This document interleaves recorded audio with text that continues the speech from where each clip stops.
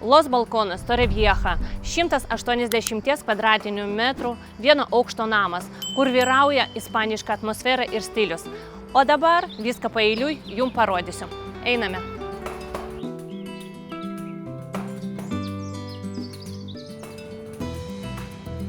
...800 kvadratinių metrų kiemas aplink namą – tai erdvė, kuri gali tapti tikra jūsų namų oazė. Žalios vėjos plotai, tvarkingai išdėstyti takeliai suteikia jaukumo ir harmonijos.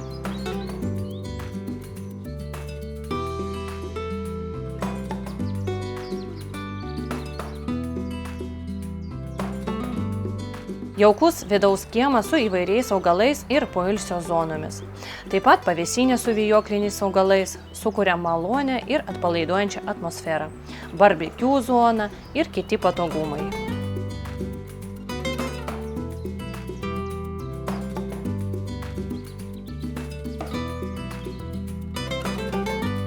Taip pat teritorijoje yra vieta automobiliui.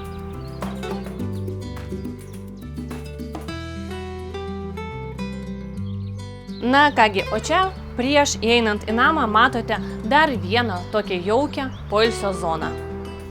Na ką, užeiname su jumis į namą. Labai norėčiau, kad jūs atkreiptumėt dėmesį į namo interjerą, detalės, nes tikrai patenkant netgi į svetainę yra daug jaukių dalykėlių, kur tu iš karto matai, kad į namą įdėta labai daug meilės. Svetainė padalinta į dvi zonas. Čia yra tokia poilsio zona, kur galima pasižiūrėti televizorių, taip pat yra kaminas, o toliau yra darbo zona, kur yra darbo stalas, patogi kėdė ir taip pat didžiulė lentyna su knygomis, kur galima jaukiai pailsėti su knyga rankose. Arčiausiai prie svetainės yra šis pirmas miegamasis.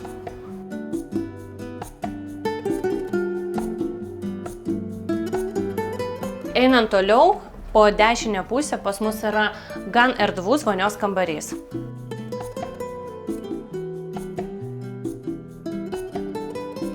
O čia mes užeiname į antrą miegamąjį. Galima sakyti, kad jisai šeimininkų kambarys, kuris turi net 2 spintas, grožio staliuką, taip pat savo privačią vonios kambarį ir daug erdvės.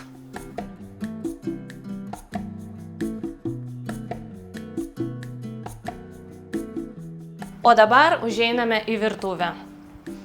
Vėlgi daug erdvės, didelis gaminimo plotis, taip pat valgomasis stalas, kur galima tikrai skaniai ir smagiai gaminti netgi visai šeimai.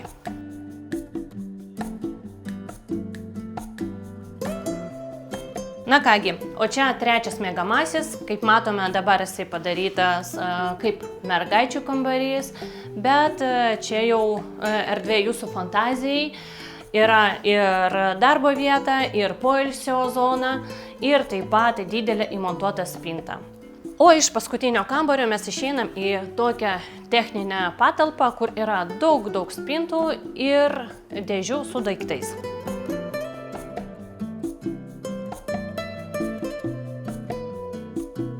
Taigi, mes su jumis pasižiūrėjome namą 180 kvadratinių metrų, kurio kaina yra 530 000 eurų.